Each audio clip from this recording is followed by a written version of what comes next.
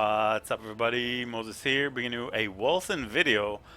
Let's get into a little bit of a quest. You can see a little bit of gameplay and kind of like how the game looks and feels like. And yeah, then we can talk about the character and everything I think about this game. Basically, it's been a couple of days, just yesterday and today. A couple of streams, roughly 10, 12 hours of grinding with this character. We reached level 20. 20 is the maximum level currently in the beta. The game will launch on February 13th, which is just 3 days from now. So on Thursday, it's coming out officially. Max level will be 90. And there will be a whole bunch more, systems in this game, and things are looking up. The gameplay, the combat, the graphics, everything is like super gritty, dark, gory. Loving it. Things blow up. The mage feels very impactful. Like everything you do, just feels really, really good. And I love the skills. Skills have like modifications. We're going to get into it. Skills level up the more monsters you kill, and yeah, you get to unlock like more points, and with these points you get some more modifications to the skills, adding stuff like increased damage, cost reduction, area of effect, buffs and such, little combos that happens. Like right now, on the left screen you see I got like some fire damage added, lightning damage added, and frost damage added because I'm using skills with 3 elements that also maxed out. At level 20 you can unlock these buffs, so that seems pretty good. Alright, there's this guy here. Everything blows up. Seems good. Alright, we're picking up some anoraks. Anoraks are essentially the skills. You drop them, and when you right click them you can learn them. Now this is a mage, so this, for example, Arctic Spear, is a skill that I already know. I already have. I don't have it on my bar currently, but I can sell this Anoract, and then I can get Affinity Power. Affinity Power is the resource that allows me to learn skill levels, to essentially upgrade the skills. So yeah, that's why you need to pick those things up. And yeah, I mean, I kind of fall in love with the game, I must admit. I feel like I should have started testing this game out a little bit earlier, but I haven't, and here we are, 3 days before release, making our first character. It's a mage, and I've seriously been having a blast. Honestly, like, I haven't felt that way in a very, very long time about a game, that I feel just so bad that I gotta go to work instead of continue the stream or do the rest of the things. And yeah, I mean, it's freaking beautiful and it feels great, the combat, and I can't wait to see what other systems they're going to introduce to the game, because as far as I understand, maximum level is going to be 90. There's going to be something like apocalyptic form, which is kind of like an upgraded version of yourself that is kind of like huge, with an entire kind of like different skill set. There's going to be crafting. I can't wait to see what kind of stuff we're going to have there, and many other skills, many other things that are going to probably happen endgame related, that they're most likely going to add as the game progresses. So yeah, this is what they call a bounty. You gotta vanquish their sadistic thugs. So yeah, there's like side missions kind of currently, which is like the part of the end game available in the Aether Jump leveled up. So Aether Jump is my teleport skill. You can click here. Let me show you in a second. That seems like it's level 20 right now. So let's take a look at his skill right now. Yes, it did reach level 20. It's my last spell that reached level 20. And and I haven't been playing a lot, so I went through Act 1, currently the only act available in the beta. There's going to be a wipe, and then the game starts official release with all the features and everything on Thursday. So currently I have 4 points to allocate. This is the way this kind of like skill works. Like at first you just get 0, just get the basic skill, which is a teleport, and then you can add stuff like increased teleport range. The more the skill levels up, at level 20 you get 20 points to allocate, and you can get like modifiers. For example, can be cast multiple times at an increased cost. Seems good. Let's pick it up.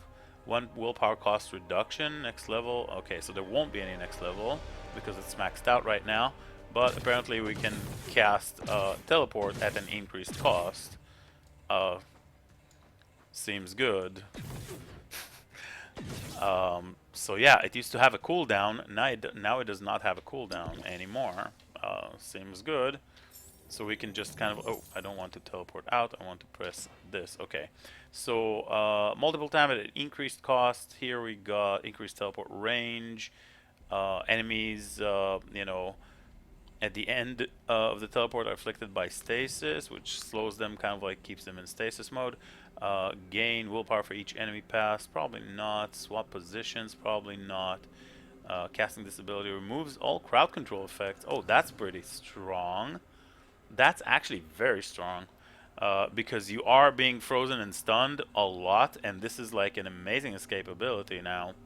I did not know that this existed. Because these two unlock at level 20, right? And I never really bothered to read every single line this game has to offer just yet. And this deals aether damage to enemies between the beginning and end of the teleport, increasing chance to apply stasis. Alright, seems good. So we can now break CC. That's a CC breaker, man. Seems good. Alright, so that's kind of like how skills work. I have my right click. It's consuming embers. Consuming embers has...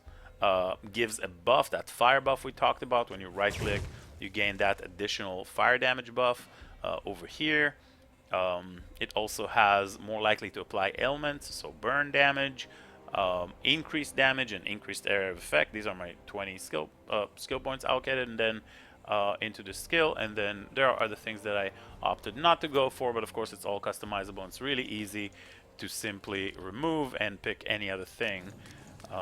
At least in the alpha, in the beta, maybe in the official game, there's going to be some sort of a cost, some sort of a resource cost for this type of action. There's also Tear of Atheliel. Tear of Atheliel is a... I'm just going to show you. It's like this big frost shard. It has some sort of 5-second cooldown or so. It drops, slams, freezes, shatters, deals a whole bunch of damage to enemies. Something like 3k average damage, which is a lot. In comparison, my fireball is doing like 700. And of course, when you're dealing, like lightning and fire and all that, this damage will increase, and you'll get these buff added, like all these elemental bonuses damage added to the spell that you're casting. It's like a global damage buff that you're getting. So that's a Tear of Atheliel. Here I'm using Winter's Grasp on my number 1. It freezes and it deals a whole bunch of damage. Has a 5-second cooldown, 4-second cooldown, whatever. And yeah, that's my AoE, and it gives me that frost damage buff. So you kind of like get the idea. I also have the lightning, the teleport, and this is a buff that lasts a certain amount of 8 seconds or whatever. It just allows me to have like life regen and all resists, and we put some points into it that allow me to kind of like carry it with me as I go. So yeah, this thing kind of like follows me wherever I go, so I don't have to stand in the one place. And it's kind of like almost a permanent buff, but the thing is that it has, some duration, some spell casting time. There seems to be a big magic pack over here. Blown up. This is not as challenging as Rifts. I intentionally did not go to Rifts. I wanted to show you that one a bit later. But yeah, just to kind of like show you the gameplay and like the monsters, the art style, and all that kind of stuff. It's very, very nice. I love it. And yeah, I've been having a blast, like I said. Okay, there's a little quest thing here. There's like a quest symbol. So I guess we gotta destroy this dude. Alright. Okay, this guy is whirlwinding on me. But yeah. So, another magic pack over here. Seems good. It's all very kind of like smooth battle, smooth combat. And yeah, rifts are way more challenging than like these missions, these bounties. Um, but I just kind of like wanted to show you the gameplay, and I think they're also shorter. Um, and in the end, you're getting like a reward. Okay, I think. Can we get in? Oh no, is it bugged? Seriously? It's either bugged or I missed a sadistic thug. There is a chance I missed one of them because I wanted to rush to the end. Anyways, in the end, you kill what seems to be the boss over here. This is like an event, it looks like. Can't quite get there, unfortunate. It's either bugged or I missed one of the mobs to kill. And then you finish the thing, you go back to this guy, and he mandate is already going. And he gives you a reward when you're finished. Okay, now since we cannot start a rift while mandate expedition is going, whatever, we will go back to main menu and reset it. So I can show you a little bit more on the character, the stats, and kind of like the rifts and how they go.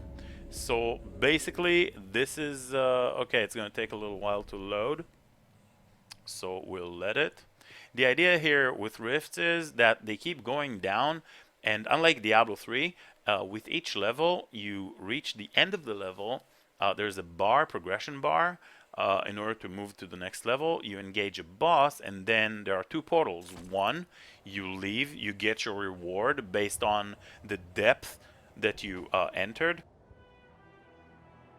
and you can keep going down, finishing harder and harder rifts. With each one that you go, it's like a floor, you clear it out, loot drops, you pick it up. You cannot teleport out.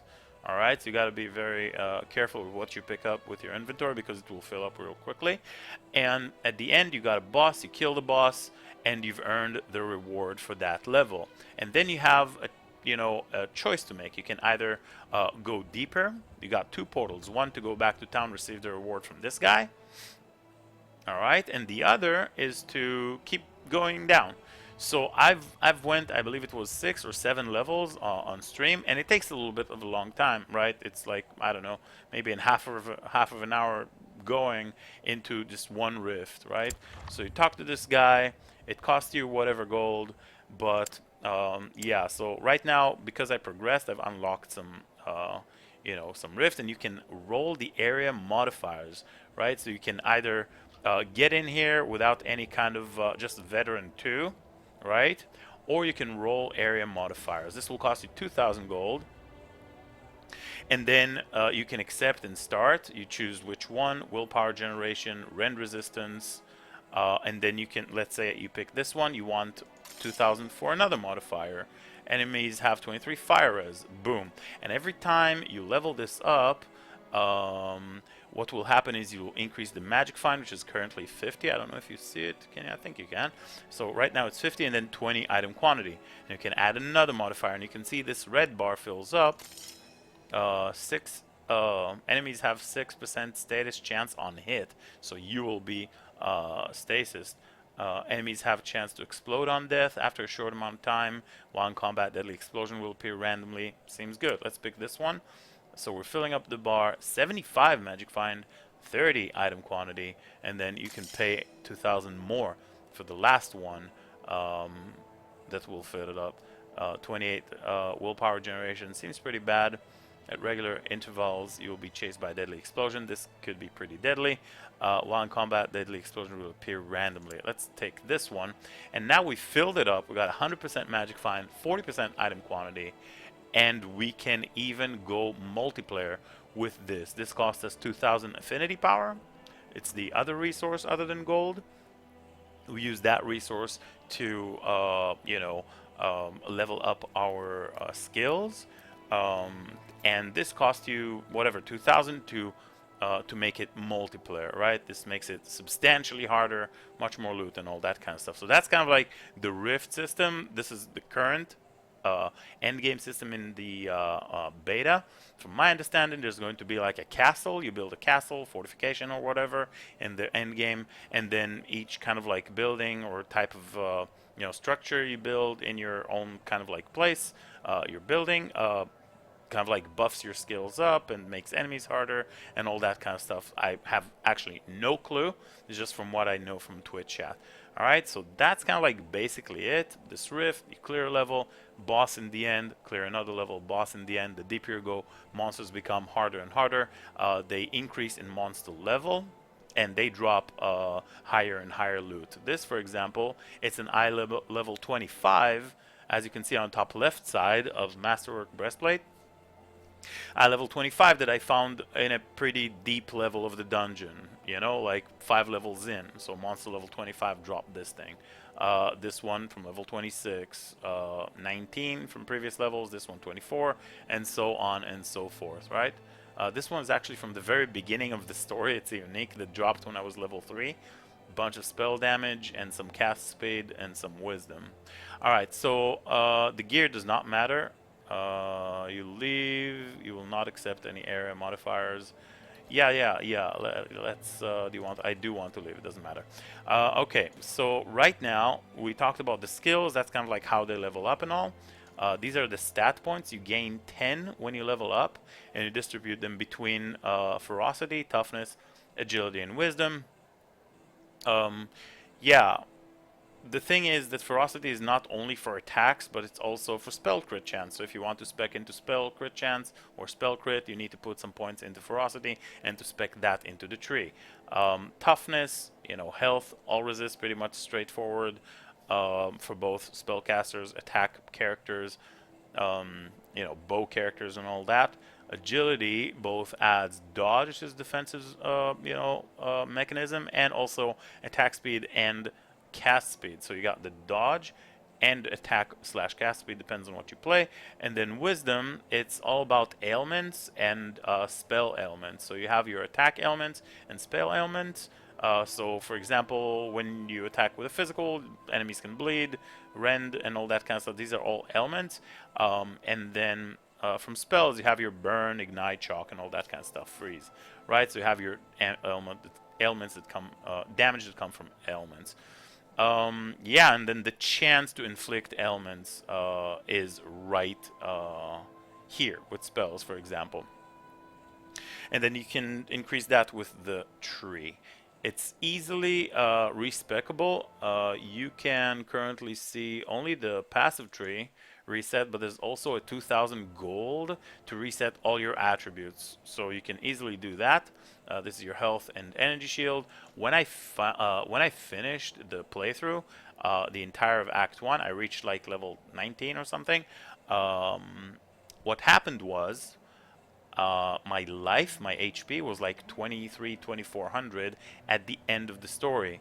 And then I was like, okay, let's figure out this tree, let's figure out the points. I redistributed everything, and all of a sudden I got like 2k more life, and my character felt a lot more tanky. That was because throughout the story I didn't receive any help from anybody, and I still was able to finish the story quite comfortably. And I was just kind of like learning as I go along, and I never really bothered with respecking my character. But right now, that's what I distribute my points at level 20. Again, maximum level is going to be 90, and there's going to be 2 more acts happening on release, so that's very, very exciting. Can't wait to see, more tiles, more monster types, more things that like we haven't seen. So it's very, very exciting. And yeah, one last thing is the passive skill tree. We're going to talk about that for a little bit. If you play Path of Exile, this tree is going to be very kind of like intuitive. It's going to feel very good for you, and it's going to be nearly self-explanatory. Like it is not as complicated and as clunky maybe for some people to get into this passive skill tree. The little kind of like what's the word I'm looking for? Like a little catch, a little trick they have in this tree is that you can rotate it to make it a bit more efficient. So right now I cannot rotate anything but the outer wheel. You see there's an outer wheel right here. You can probably zoom it out and maybe they'll add another wheel later on. But the idea is that you can rotate it, right? So you got like three different circles. Three different, like you got your main circle and then center and outer wheel. And when your skill tree is empty, you can rotate and make more comfortable what you want to allocate. Like for example, this area for me was I think here originally, and I had to rotate a couple of times because when I had enough points to allocate, I wanted to get into here and the willpower and all that kind of stuff, right? Willpower is your resource, right? So I wanted to get here. I rotated the tree to have easier access because it was here, and I started as a spellcaster over here, so I needed to move it a little bit. So it's really nothing too complicated, guys. And also you can see it's a pretty small tree.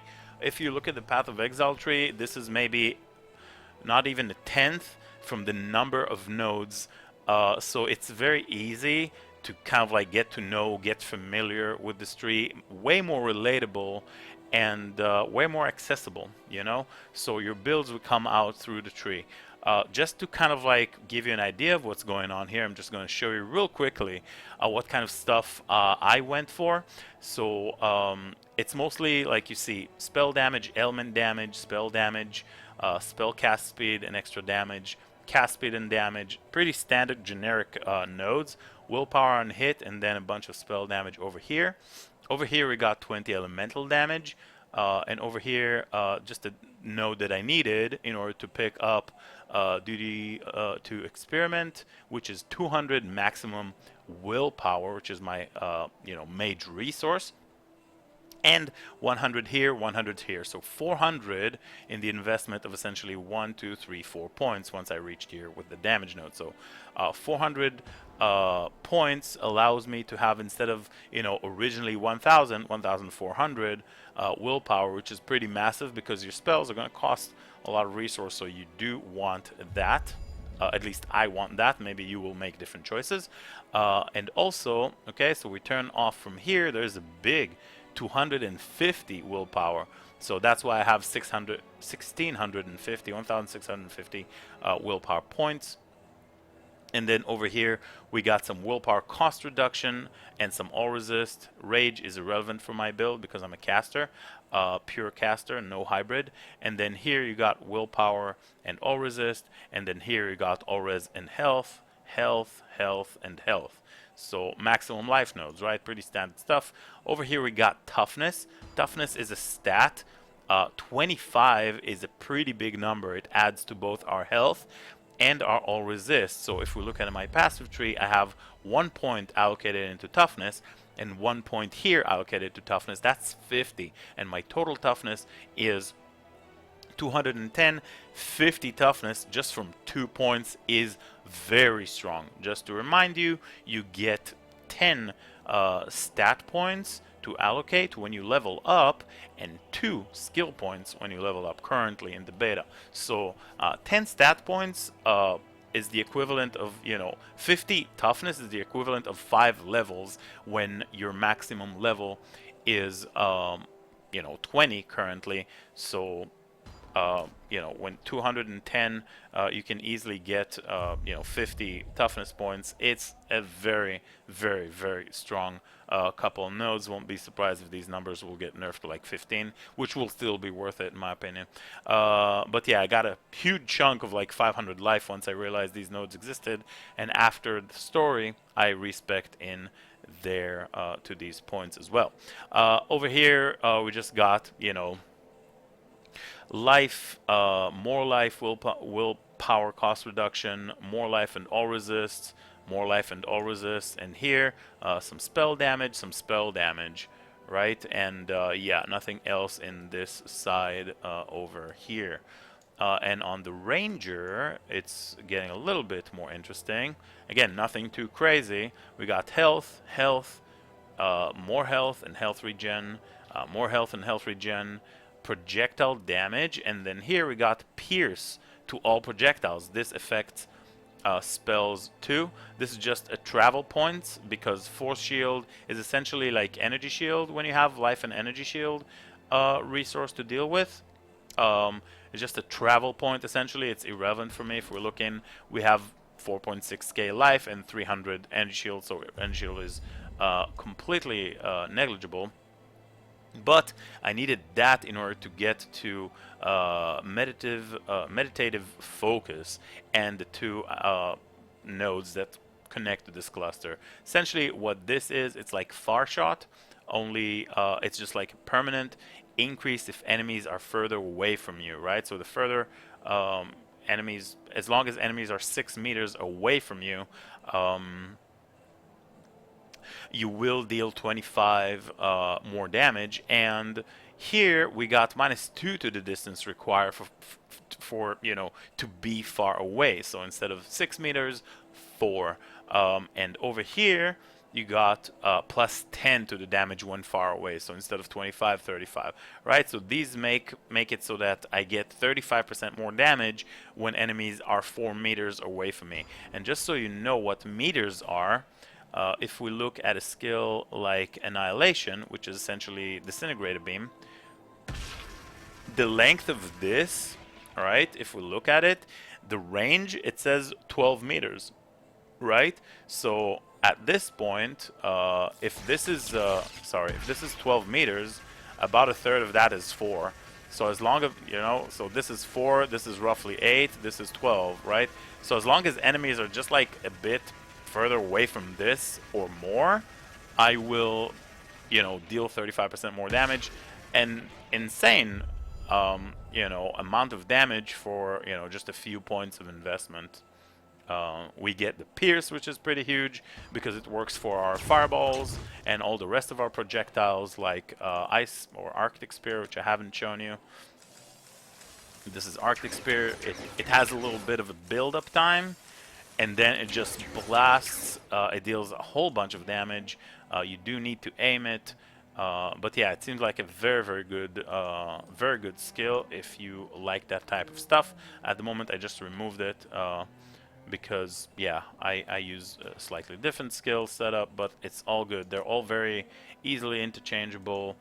Based on what you want. When they level up to 20, you get all the modifications, and who knows, maybe we'll get some more modification. Maybe skill levels will go up to 30 to 40. Who knows what will happen on release.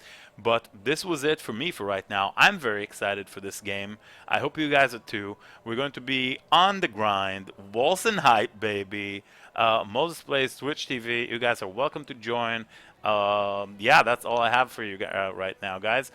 Tomorrow and the day after, I'm going to make the 2 other class, and we're going to talk a little bit about what I did with the playthrough and how the character looked like after that. So there's a Ranger class, and there is a Warrior, right? So we're going to play with these classes and expect a couple more videos just before release for the Wolcen beta, getting to know this game. Thank you very much for watching. I'll see you guys next time.